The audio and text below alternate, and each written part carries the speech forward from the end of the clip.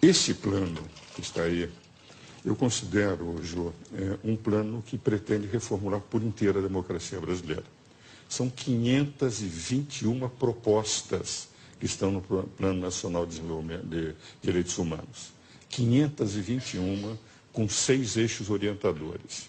O grande drama desse plano é que é um modelo muito semelhante ao modelo venezuelano. Em relação à imprensa, censura da imprensa. Quer dizer, vai haver um controle, vai haver uma classificação.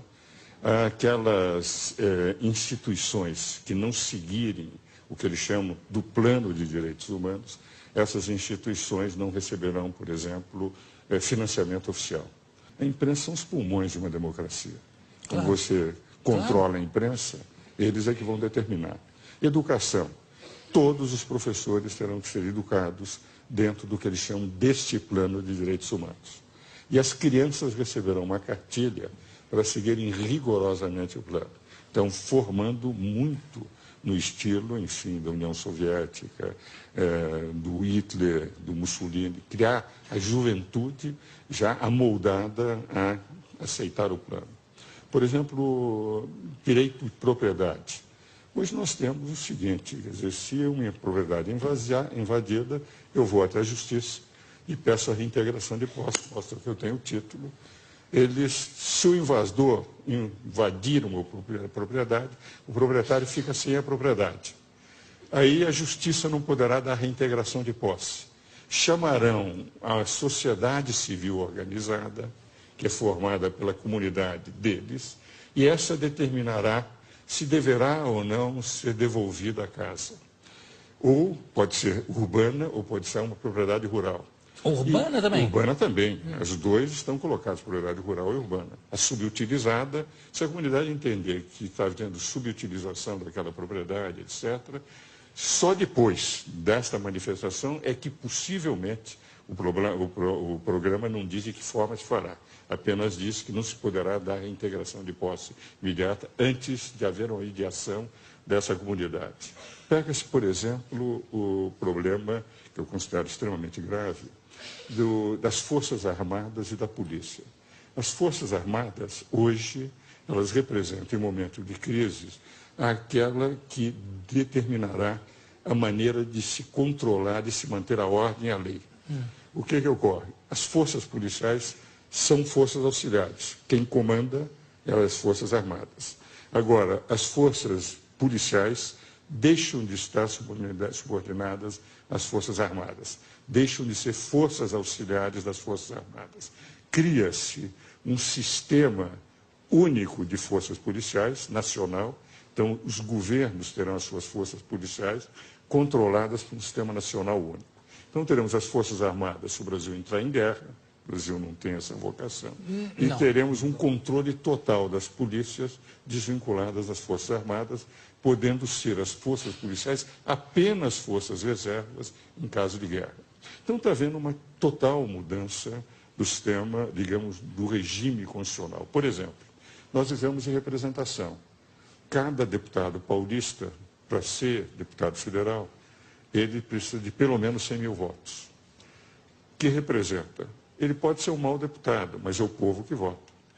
Eles vão substituir um pouco a chamada democracia representativa por uma democracia delegada que é comum na Venezuela, Bolívia, Equador. Vale dizer, o povo vai ser chamado sempre para discutir não, votar em plebiscitos e referendos, criando-se quase um sistema semelhante ao sistema da Constituição venezuelana, pela qual haverá o poder executivo, o povo, como os dois poderes, e o poder legislativo, o judiciário e o Ministério Público serão poderes acólitos. Então, é indiscutivelmente um plano que representa o pensamento daqueles que fizeram.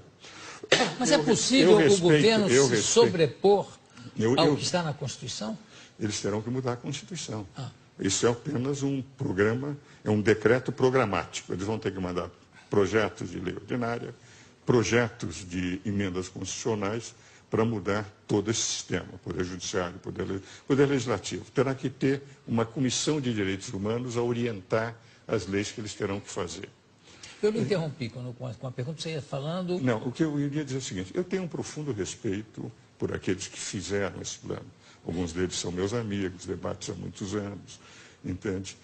Mas eles têm uma convicção de que, por exemplo, Cuba é um país que representa uma democracia, que a Venezuela tem uma democracia representativa, que representa o povo, não precisa.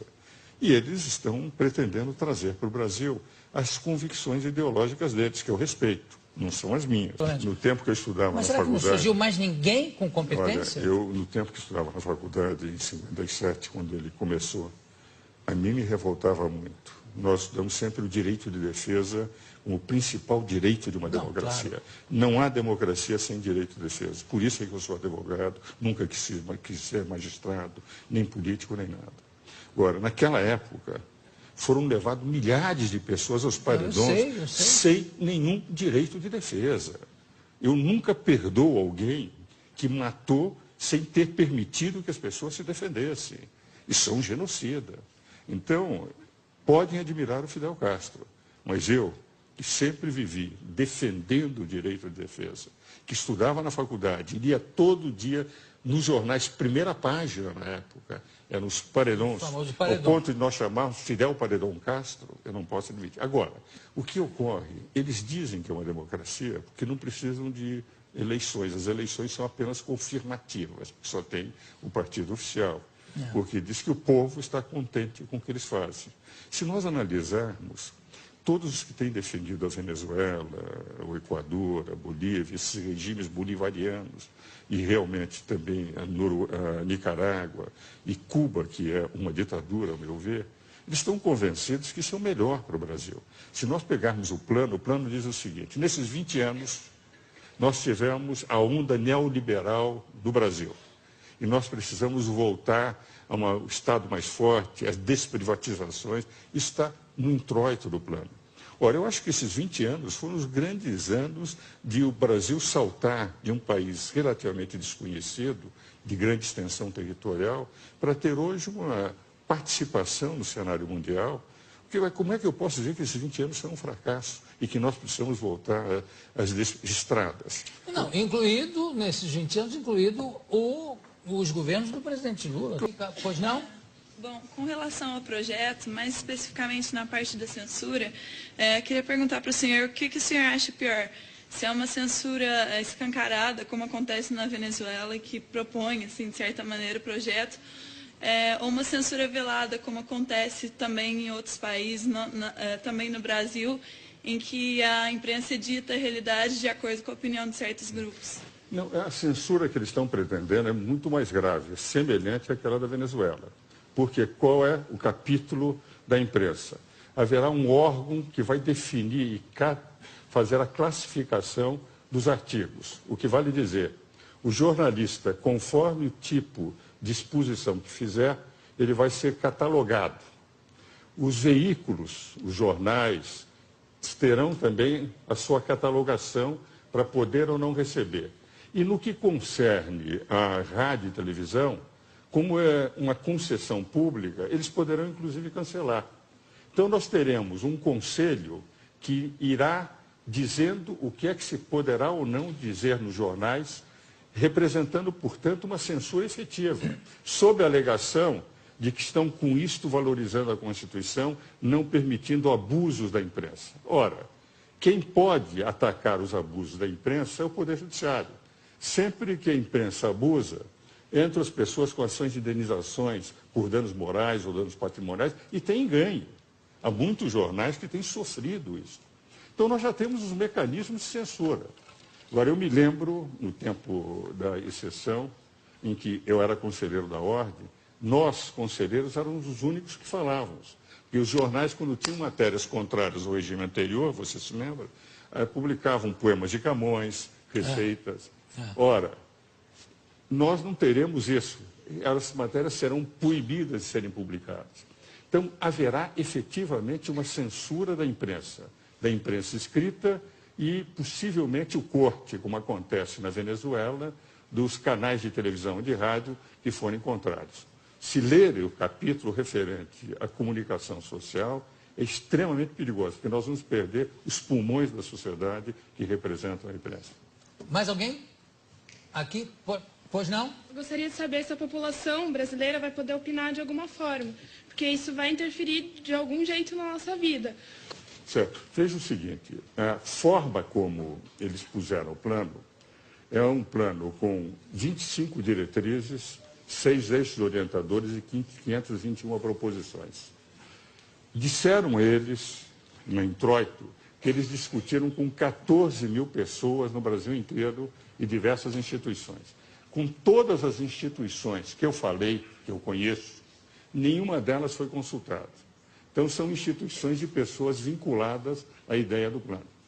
Eu mesmo disse para uma dessas pessoas vinculadas a eles o seguinte: 14 mil não representam 190 milhões de brasileiros.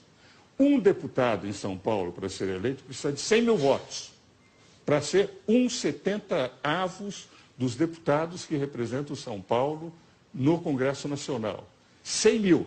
Eles consultaram 14 mil, em nome de 14 mil estão falando por 190 milhões de brasileiros. Agora, esse projeto vai ter que ser enviado ao Congresso Nacional. Os diversos projetos de lei e as diversas emendas constitucionais. Criar uma justiça comunitária, uma justiça restaurativa antes da justiça comum, é evidente que é uma mudança monumental no capítulo do Poder Judiciário na Constituição. A sensação que eu tenho, entende, é que este ano não haverá possibilidade de eles levarem o plano a ser aprovado. Aliás, nenhum deputado iria correr o risco, de repente, estar indo contra a vontade popular. Agora, nós não sabemos, em função daquele candidato que vai ganhar, aliás, são 2 candidatos, não é, que estão com mais possibilidades, se, enfim, o candidato do governo ganhar, se vai ou não aceitar o plano e levar o plano para frente. O que eu tenho a sensação, e que a imprensa tem que fazer, e eu quero distinguir bem uma coisa: o que eu estou atacando são as ideias do plano, embora respeite as pessoas que os fizeram, porque alguns são, inclusive, meus amigos. O que eu quero dizer é que nós, sociedade, temos que conhecer em profundidade o plano. Não pode ser levado ao Congresso e deputados se reúnem, fazem um acordo de lideranças e aprovam. Nós todos, o povo brasileiro, e essa é a intenção que eu acho que o meu amigo Jô Soares está fazendo, é levar para o conhecimento a fim de que as pessoas possam discutir, possam debater e se acharem que é melhor que se faça. Eu, pessoalmente, considero que a democracia corre risco se nós sairmos do equilíbrio de poderes que temos hoje. Porque hoje tivemos, em 22 anos de Constituição, um impeachment presidencial, uma superinflação, escândalos como o Mensalão, o escândalo dos anões, agora o escândalo do Distrito Federal. Tivemos alternância do poder e nunca se falou mais em quebra das instituições. Vale dizer, a Constituição funciona bem. Mudar essa Constituição, que tem defeitos, mas que permitiu um equilíbrio de poderes, é um risco muito grande para o Brasil. Por isso, todos nós temos que discutir, e principalmente os meus colegas, aqueles que fizeram direito. Que a nossa função, fundamentalmente, é discutir o direito que tem que ser aplicado nesse país. Bom, eu tenho parabéns. E parabéns pela pergunta. Se o projeto passar, nós vamos ter um regime semelhante ao de Chaves. Nós vamos ter o Poder Executivo com força, o Poder Legislativo e Judiciário, o Ministério Público como acólitos, quer dizer, como secundários, e o Poder Executivo a toda hora chamando o povo para opinar, diga sim ou não, como acontece. E é evidente, quando se tem um único poder, sem o equilíbrio dos outros 2 poderes, tudo que vier depois será mais abusivo. Então, esse risco que o colega apresenta realmente existe. Muito bem. Bom, eu quero agradecer a presença aqui do doutor Ives Gandra da Silva Martins. Maravilha, você sempre...